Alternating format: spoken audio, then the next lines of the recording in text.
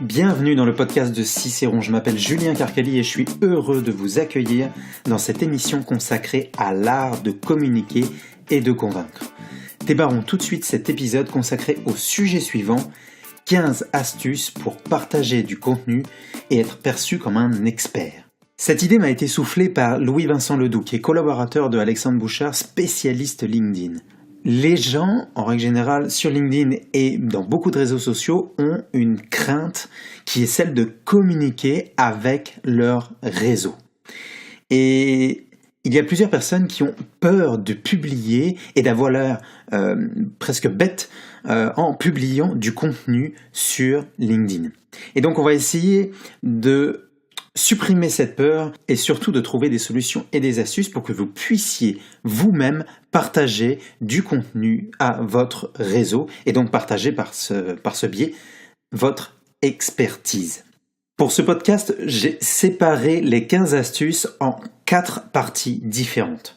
Premièrement, vous aider dans la réflexion. Ça va être la première partie. Deuxièmement, vous aider dans tout ce qui est construction de contenu. Ensuite, vous aider dans l'action de la construction de votre contenu. Et dernièrement, voir plus grand, voir l'avenir et essayer de construire vraiment une ligne qui peut vous aider dans vos besoins professionnels. Donc premièrement, voyons tout de suite dans la réflexion comment on peut vraiment mieux réfléchir pour pouvoir créer du contenu convenablement. Tout d'abord, il faut comprendre et il faut que vous compreniez que aller à l'encontre des idées reçues coûte cher. Ce que je veux dire par là, c'est que les personnes qui communiquent comme vous et moi sur un réseau doivent s'assurer que leur message est étroitement aligné avec l'identité sociale du groupe que vous visez. On parle de groupes notamment professionnels. Et l'objectif va être que pour vous, vous vous inscriviez dans les meilleurs groupes, que vous créez du lien avec les personnes et les bonnes personnes qui vont chercher à écouter votre message. Ça va être ça votre objectif. L'autre chose que vous devez savoir, c'est que se conformer aux autres est naturel. Et c'est aussi un mal nécessaire. Pourquoi ? Il existe 2 raisons.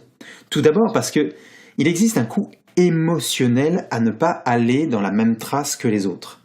Et nous considérons que faire partie d'un groupe est particulièrement important pour notre identité sociale. On peut se sentir exclu si clairement on ne va pas dans la trace que proposent les autres. Donc pour vous devez, quand vous communiquez, vous devez chercher à communiquer un message qui va aider votre audience. Et clairement, donc, ça va être de communiquer avec les bonnes personnes et donc de vous mettre en lien avec ces bonnes personnes. Que ce soit par le biais des groupes, mais aussi par le biais de vos demandes d'ajout de connexion. Deuxièmement, pour vous aider dans la réflexion, comprenez qu'il faut que vous vous positionnez en tant qu'expert. Et qu'est-ce que ça veut dire ? C'est tout d'abord se créditer soi-même de ses propres réussites. N'ayez pas peur de partager vos réussites. C'est ce qui va vraiment vous permettre d'être perçu comme un expert. Deuxièmement, les communicants qui se disent experts doivent le faire savoir le plus tôt possible pour être perçus comme tel. Ce que je veux dire par là, c'est que l'expertise, ça ne se construit pas en un jour. Et pour pouvoir être perçu comme un expert, vous devez partager du contenu et aussi interagir avec le maximum de monde possible. Si vous faites ça, même si c'est du gratuit, vous allez voir que petit à petit, vous allez être perçu comme un expert. Si vous cherchez à avoir des résultats et par exemple à avoir des clients tout de suite, sans spécialement créer un lien avec les personnes par le biais des posts, par le biais des articles que vous partagez et par le biais des échanges que vous créez, vous n'allez pas être perçu comme un expert et vous aurez plus de difficultés à proposer vos services puisque les gens ne vous connaîtront pas. Par contre, si vous faites l'inverse et que vous développez d'abord du contenu et ensuite que vous proposez vos services, les personnes avec qui vous allez travailler vont vous percevoir comme un expert. Troisièmement, pour se positionner en tant qu'expert, la meilleure façon, c'est de transmettre à son audience son expérience, ses réussites et ses compétences sans exagération. Et ça va être une force. Comprenez que les gens qui postent un maximum de choses, que ce soit sur LinkedIn, sur Facebook ou sur autre chose, ne font autre chose, ne font pas autre chose que de partager leur expérience, leur réussite et leurs compétences. Et ils écrivent ça sur des petits articles de 600 mots, comme par exemple un article de blog, ou bien des petits posts encore plus courts. Je crois que c'est limité à quelques 1500-2000 caractères grand maximum sur LinkedIn. Et c'est exactement ce qu'ils font, c'est transmettre de l'expérience et échanger avec leur audience. C'est comme ça qu'ils se positionnent en tant qu'experts, grâce aux posts, grâce aux articles qu'ils écrivent. Troisième chose pour vous aider dans votre réflexion à partager du contenu sur LinkedIn, devenir plus intelligent avec le temps. On cherche, quand on poste sur LinkedIn, à se dire « oui, mais il faut que je propose du contenu de qualité tout de suite, parce que sinon, on va rire de moi, puis après, je vais vite passer, entre guillemets, pour un con, et on va me prendre, on va ne plus me prendre pour un expert. » L'objectif ici, ça va être de connaître votre audience. Et pour connaître votre audience, votre atout numéro 1 est d'interagir avec elle, comme je l'ai dit auparavant. Et interagir avec elle, ce n'est pas seulement mettre un petit like ou un petit partage. Votre objectif, ça va être de façon régulière de créer des échanges et de diffuser de nouvelles informations auprès de votre audience. Moi, ce qui m'est arrivé et ce qui m'arrive régulièrement en ce moment, c'est que à force de créer des relations, de proposer en message privé, d'échanger très simplement sur des sujets, je propose des rendez-vous téléphoniques, peut-être 2-3 fois par semaine, pour pouvoir échanger avec quelqu'un, donc soit par téléphone comme je vous l'ai dit, ou en face à face. Et ça va vous permettre d'échanger avec les personnes directement en face à face ou par téléphone, ce qui créera un lien. Et au lieu d'échanger seulement sur le réseau social par écrit, ce qui paraît vraiment impersonnel, vous allez réellement créer un lien, soit par téléphone, soit en face à face. Quatrième point pour vous aider dans votre réflexion, je vous encourage dans la création de votre contenu. Alors comment encourager à la création ? C'est une bonne question parce que il faut comprendre que votre environnement va influencer sur votre façon de créer. Et il existe des recherches et des chercheurs, notamment Joan Meyers-Levy et Juliette Zhu, qui ont démontré que des participants tentant de résoudre des puzzles sont plus efficaces si le plafond est haut. Alors, vous allez peut-être rire et vous dire « mais c'est complètement débile ce truc ». Je suis convaincu que plus on a d'espace autour de soi, plus notre esprit s'ouvre au monde. Et l'effet primaire de ceci est que cela influence les gens à penser de façon plus conceptuelle, plus créative. Moi, si j'utilise par exemple des mind maps, c'est pour objectif d'avoir un sujet central au départ et petit à petit de développer tout un tas d'idées sans avoir réellement un cadre, comme par exemple une feuille qui va me limiter dans l'espace. Et j'ai remarqué que plus j'ai d'espace pour pouvoir développer mes idées, plus mes idées prennent de l'expansion. Et ce que je vous dis par là, que ce soit, on parle du plafond haut par le biais des recherches qui ont été faites par les deux chercheurs dont je vous ai parlé, mais votre objectif aussi, c'est d'éviter de vous mettre des barrières et de faire un maximum pour que votre contenu... Alors voilà pour ce qui est de la partie réflexion. On va tout de suite maintenant continuer sur la partie construction de votre contenu. Premièrement, je vais vous aider à développer des idées, parce que développer des idées, ça prend du temps. Ce que je fais, c'est de demander directement à mon public, aux personnes que je rencontre, que ce soit par le biais de LinkedIn, par téléphone ou en face à face. Et je leur demande quel sujet je devrais traiter. Quel sujet je ne devrais pas traiter et pourquoi ? Moi, ce que je fais, c'est que je pose la question suivante. Si vous étiez à ma place, que feriez-vous ? C'est une façon détournée de demander de l'aide. Et ça permet vraiment d'échanger des points de vue. C'est très bien accueilli depuis que je l'ai fait. Et d'ailleurs, ça a été soufflé par un collègue du marketing qui s'appelle Benoît Desforges, que je salue bien bas tout de suite. Pour ce qui est de la construction, et pour vous aider encore un peu plus loin, je me suis posé la question, mais comment être plus productif ? Parce que ça prend du temps de créer, comme je vous l'ai dit, du contenu. Moi, ce que je fais, c'est que tout d'abord, je rassemble les informations avant de créer le contenu. J'utilise par exemple Pocket ou Evernote. Et à chaque fois que je tombe sur une information qui me paraît intéressante, je la glisse dans mon Evernote, dans mon Pocket, Pocket, c'est une liste de favoris intelligente. Evernote, c'est plutôt un moyen de prendre des notes et de les garder directement sur son smartphone, sur sa tablette ou sur son ordinateur. Et donc c'est extrêmement intéressant parce que dès que j'ai une information, une idée que j'ai envie de développer, je la note tout de suite.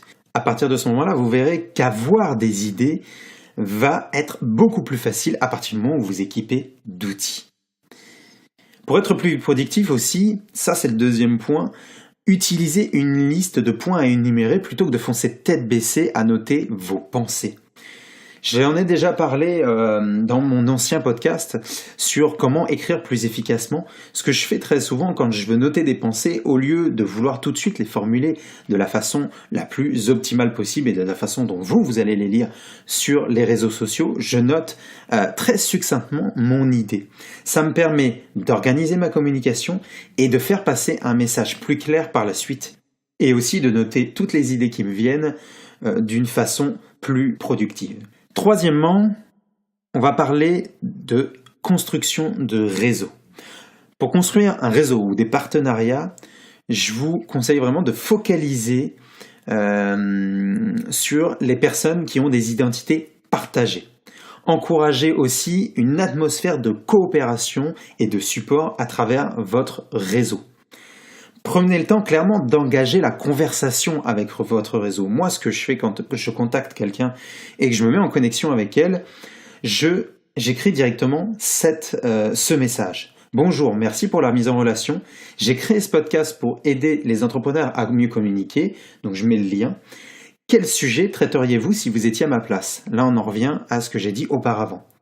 Peut-être auriez-vous, sinon, envie d'échanger avec moi sur les défis auxquels vous faites face aujourd'hui. Au plaisir, et mon prénom. Ce petit message, clairement, je reçois à peu près 30 à 40% de réponses sur ce message seul. Que ce soit des idées, des échanges, ou tout simplement pour faire connaissance, c'est ce message que j'utilise, il évolue avec le temps, et il me permet vraiment de pouvoir construire un réseau et donc de pouvoir partager petit à petit mon contenu. On va passer à la troisième partie dans l'action. Je vais vous aider dans l'action. Tout d'abord, je vous propose d'éviter de procrastiner. Pour éviter de procrastiner, premièrement, définir un moment pour écrire dans la journée. Définissez ce moment en fonction de vous. Posez-vous la question, quel est le meilleur moment pour vous de créer du contenu? Est-ce que c'est plutôt le matin, que vous êtes bien réveillé, que vous avez pris votre café et que vous êtes opérationnel pour commencer? Ça peut être ça. Ça peut être tout simplement en prenant votre café. Pour éviter la procrastination, deuxième conseil, laissez quelques jours de réflexion sur les posts que vous voulez proposer. Que ce soit vos articles de blog, les posts sur LinkedIn ou bien des liens que vous allez créer par le biais de Twitter ou de Facebook. Laissez quelques jours de réflexion, ça va vous permettre de prendre du recul sur ce que vous écrivez. Et aussi, proposez votre contenu sur le réseau, même si ce n'est pas parfait. Essayez d'avoir une certaine cadence, un certain rythme. Il y a peu de temps, je demandais un conseil pour savoir si proposer du contenu régulier permettait de faire augmenter son réseau puis d'avoir plus d'interactions. J'ai demandé ça à un expert dans le domaine et oui, ça permet. Si vous proposez du contenu 3 à 5 fois par semaine, vous allez créer plus facilement et plus rapidement un réseau. Moi, je le vois, dès que je poste quelque chose, j'ai beaucoup plus de demandes d'ajout, de connexion, par exemple sur LinkedIn ou sur d'autres réseaux sociaux. Deuxième chose à voir pour pouvoir vous aider dans l'action, attirer l'attention de votre audience. Donc premièrement, exposer le potentiel espéré d'une action. Ça peut être par exemple une structure pour vos posts. Exposer le potentiel espéré d'une action. Deuxièmement, proposer des exemples de réussite qui se sont réellement passés. Et ensuite, demander le point de vue de votre audience. Vous allez ainsi attirer l'attention de votre audience et leur donner envie de vous répondre, de commenter, de liker et potentiellement de partager. Ensuite, ce que je fais aussi, moi, c'est de proposer, par exemple sur mes articles de blog, le mind map téléchargeable du podcast que j'ai créé. Quand moi je tourne mon podcast, je le tourne à l'aide d'un mind map où je mets toutes mes idées et je sais exactement ce que je vais dire. Je propose un mind map qui est beaucoup plus concis, mais avec les idées principales. Ça permet de proposer un bonus accessible à toute votre audience pour qu'elle puisse le télécharger et qu'elle puisse encore plus en apprendre sur vous. Dans l'action aussi, vous pouvez essayer de demander des évaluations. Proposer aux gens d'évaluer votre contenu de façon positive. Vous demandez si réellement ça se fait. Moi, je le fais, j'aurais pas pensé que ça marchait, mais ça marche. Et vous verrez que les personnes à qui vous le demandez le feront. Ce que je fais, par exemple, en l'occurrence pour mon podcast, quand la personne m'a donné un feedback ou m'a donné un commentaire, je lui dis très sympa de m'avoir donné ton feedback, ton commentaire. Si ça te tente, moi je te laisse la possibilité de t'inscrire sur la plateforme de podcast de ton choix ou via ton email ici. Là je mets l'adresse, le lien web directement pour que la personne puisse s'inscrire. Et la meilleure façon, donc je continue mon message, et la meilleure façon de soutenir l'émission est de me laisser un commentaire ainsi que de belles étoiles sur iTunes ou la plateforme que vous utilisez. Petite formule de politesse est terminée. Ça permet concrètement d'avoir un retour et un feedback sur les gens et aussi d'augmenter votre engagement à donner du contenu de qualité. Ensuite, dernièrement, pour ce qui est de vous aider dans l'action, détournez les erreurs commises. Alors, comment le faire ? Comment détourner ces erreurs ? Comprenez que, en fait, les erreurs sont des indicateurs de réussite. Ils donnent un potentiel de réorientation. Ce n'est pas une fin en soi. Si vous faites des erreurs, c'est tout simplement que vous avez des modifications à faire. Ne vous dites pas que parce que vous faites une erreur, les gens vont vous en vouloir toute leur vie. C'est pas vrai. À partir du moment où vous allez faire une erreur et que vous allez vous en rendre compte, vous allez tout simplement éviter de la refaire. À partir du moment où vous ne la referez plus, vous allez tout simplement évoluer professionnellement et personnellement. Quatrièmement, pour pouvoir vous aider à l'avenir et donner un maximum de qualité à votre contenu dans le temps, ce que je vous propose, c'est tout d'abord de planifier vos interventions. Définissez les sujets que vous voulez traiter au fur et à mesure du temps. Notez vos posts quand ils vous viennent à l'esprit et surtout essayez de trouver une certaine ligne éditoriale à ce que vous proposez.